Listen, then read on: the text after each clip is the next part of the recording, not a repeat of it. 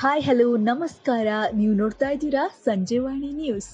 Big boss season 11ರ ತುಂಬಾನೇ ವಿಶೇಷ ಸಂಚಿಕೆ ಇದಾಗಿತ್ತು. ಹೌದು, ಈ ಸಂಚಿಕೆಯಲ್ಲಿ ಏನೆಲ್ಲ ಆಯ್ತು ಅನ್ನೋದನ್ನ ಈ ಒಂದು ವಿಡಿಯೋದಲ್ಲಿ ಕಂಪ್ಲೀಟ್ ಆಗಿ ತಿಳಿಸ್ತಾ ಹೋಗ್ತೀನಿ. ಕಂಪ್ಲೀಟ್ ಆಗಿ ಈ ಒಂದು ವಿಡಿಯೋವನ್ನ ವೀಕ್ಷಿಸಿ. ಹೌದು, ಕನ್ನಡದ ಬಹು ನಿರೀಕ್ಷಿತ ರಿಯಾಲಿಟಿ ಶೋ ಬಿಗ್ ಬಾಸ್ ಪ್ರತಿದಿನ ಹೊಸ ಹೊಸ ಸಂಚಿಕೆಗಳ ಜೊತೆ ಬಹಳ ಫೈಟ್ಗಳ ನಡುವೆ ಬಿಗ್ ಬಾಸ್ ಮೂಡಿ ಬರ್ತಾ ಇದೆ. ಬಿಗ್ ಬಾಸ್ ಮನೆಯಲ್ಲಿ ಒಂದು ದಿನವಷ್ಟೇ ಸೈಲೆಂಟ್ ಆಗಿದ್ದ ಲಾಯರ್ ಜಗದೀಶ್ ಅವರು ಮತ್ತೆ ಫೈಟ್ ಮಾಡಲು ಶುರು ಮಾಡಿದ್ದಾರೆ. ಹೌದು, ಈ ಒಂದು ಸಂಚಿಕೆಯಲ್ಲಿ ಲಾಯರ್ ಜಗದೀಶ್ ಅವರು ಉಗ್ರ ಮಂಜು ಜೊತೆ ಮಾತಿನ ವಾಗ್ವಾದವನ್ನ ನಡೆಸಿದ್ದಾರೆ.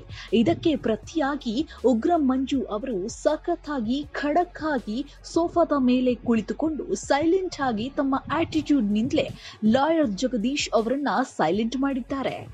ಇನ್ನು ಲಾಯರ್ ಜಗದೀಶ್ ಅವರಿಗೆ ಉಗ್ರ ಮಂಜು ಗಂಭೀರತೆಯಿಂದ ಉತ್ತರ ಕೊಟ್ಟಿದ್ದಾರೆ. ಆದರೂ ಕೂಡ ಲಾಯರ್ ತುಂಬಾನೇ ಕೋಪಿಷ್ಠನಾಗಿ ಮಾತನಾಡಿದ್ದಾರೆ.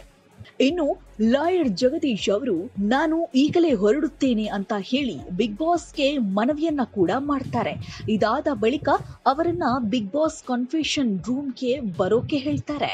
ಅಲ್ಲಿ ಬಿಗ್ ಬಾಸ್ ಜಗದೀಶ್ಗೆ ಪ್ರಶ್ನೆಯನ್ನ ಕೇಳಿ ನಿಮ್ಮ ಆಟವನ್ನ ಮುಂದುವರಿಸಿ ಅಂತ ಹೇಳಿ ಕಳುಹಿಸುತ್ತಾರೆ.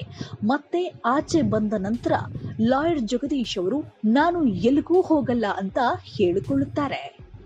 ಇನ್ನು ಈ ಒಂದು ಸಂಚಿಕೆಯಲ್ಲಿ ಚೈತ್ರ ಕುಂದಾಪುರ ಅವರು ನವರಾತ್ರಿಯ ಮೊದಲನೇ ದಿನವಾಗಿರೋದ್ರಿಂದ ಊಟ ಮಾಡ್ತಾ ಇರುವಾಗ ಕಣ್ಣಲ್ಲಿ ನೀರನ್ನ ಹಾಕ್ತಾರೆ. ಯಾಕಂದ್ರೆ ತಾನು ಕಳೆದ ವರ್ಷ ಇದೇ ಸಮಯದಲ್ಲಿ ಜೈಲಿನಲ್ಲಿ ಇದ್ದೆ ಅಂತ ಹೇಳಿಕೊಂಡು ಕಣ್ಣೀರನ್ನ ಹಾಕ್ತಾರೆ. ಇವರನ್ನ ನರಕವಾಸಿಗಳು ಸಮಾಧಾನ ಮಾಡ್ತಾರೆ.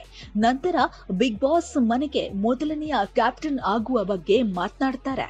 ಇದರಲ್ಲಿ ಸ್ವರ್ಗದ ನಿವಾಸಿಗಳಲ್ಲಿ 6 ಜನ ಆಯ್ಕೆ ಮಾಡುವಂತಹ ಜವಾಬ್ದಾರಿಯನ್ನ ನರಕದ ನಿವಾಸಿಗಳಿಗೆ ಬಿಗ್ ಬಾಸ್ ಕೊಟ್ಟಿರ್ತಾರೆ. ಅದೇ ರೀತಿಯಾಗಿ ನರಕದ ನಿವಾಸಿಗಳು ಸ್ವರ್ಗದ 6 ಜನರನ್ನ ಆಯ್ಕೆ ಮಾಡಿ ಈ ಒಂದು ಟಾಸ್ಕ್ಗೆ ಸೆಲೆಕ್ಷನ್ ಮಾಡ್ತಾರೆ. ನರಕದ ನಿವಾಸಿಗಳು ಸ್ವರ್ಗದ ನಿವಾಸಿಗಳ ಪರವಾಗಿ ಗೋಡೆಗೆ ಹಾಕಿರುವಂತಹ ಕಂಬಿಗಳ ಮೇಲೆ ನಿಂತುಕೊಳ್ಳಬೇಕು. ಯಾರು ಜಾಸ್ತಿ ಹೊತ್ತು ನಿಂತುಕೊಳ್ತಾರೋ ಅವರು ಸ್ವರ್ಗದ ಯಾರ ಪರವಾಗಿ ಆಟವನ್ನ ಆಡಿರ್ತಾರೋ ಆ ವ್ಯಕ್ತಿ ಗೆಲ್ಲುತ್ತಾರೆ. ಹೀಗಾಗಿ ಹಂಸ ಅವರ ಪರವಾಗಿ ಆಡಿದಂತಹ ರಂಜಿತ್ ಕೊನೆಯ ತನಕ ಕಂಬಿಯ ಮೇಲೆ ನಿಂತುಕೊಳ್ತಾರೆ. ಇದರಿಂದಾಗಿ ಹಂಸ ಗೆಲ್ಲುತ್ತಾರೆ. ಹಾಗಾಗಿ ಮನೆಯ ಮೊದಲ ಕ್ಯಾಪ್ಟನ್ ಆಗಿ ಹಂಸ ಆಯ್ಕೆ ಆಗ್ತಾರೆ. ಇದರಿಂದ ಮನೆ ಮಂದಿ ಫುಲ್ ಖುಷಿ ಆಗ್ತಾರೆ. ಮೊದಲ ಸ್ಪರ್ಧಿಯಾಗಿ ಆಯ್ಕೆಯಾದಂತಹ ಅಂದ್ರೆ ಮೊದಲನೇ ಕ್ಯಾಪ್ಟನ್ ಆಗಿ ಆಯ್ಕೆಯಾಗಿರುವಂತಹ ಹಂಸ ಅವರಿಗೂ ಕೂಡ ಖುಷಿಯಾಗುತ್ತೆ. ಹಾಗೆಯೇ ಹಂಸ ಅವರಿಗೆ ಕ್ಯಾಪ್ಟನ್ ರೂಮ್ ಅನ್ನ ಕೂಡ ಬಳಕೆ ಮಾಡುವಂತಹ ಅವಕಾಶ ಸಿಗುತ್ತೆ. ಕ್ಯಾಪ್ಟನ್ ಆಗಿ ಆಯ್ಕೆ ಆಗಿರುವಂತಹ ಹಂಸ ಅವರಿಗೆ ಬಿಗ್ ಬಾಸ್ ಕೂಡ ಶುಭಾಶಯವನ್ನ ಕೋರ್ತಾರೆ. ಇದು ಈ ಹೊತ್ತಿನ ವಿಶೇಷ. ಇದೇ ರೀತಿ ಬಿಗ್ ಬಾಸ್ ಅಪ್ಡೇಟ್ಗಳಿಗಾಗಿ ವೀಕ್ಷಿಸಿ ಸಂಜೆವಾಣಿ. ಈ ವಿಡಿಯೋ ಇಷ್ಟ ಆಗಿದ್ರೆ ನಿಮ್ಮ ಸ್ನೇಹಿತರಿಗೂ ಈ ಒಂದು ವಿಡಿಯೋವನ್ನ ಶೇರ್ ಮಾಡಿ. ನೀವಿನ್ನೂ ನಮ್ಮ ಚಾನೆಲ್ಗೆ ಸಬ್ಸ್ಕ್ರೈಬ್ ಆಗಿಲ್ಲ ಅಂದ್ರೆ ಈ ಕೂಡಲೇ ಸಬ್ಸ್ಕ್ರೈಬ್ ಆಗಿ. ಧನ್ಯವಾದಗಳು.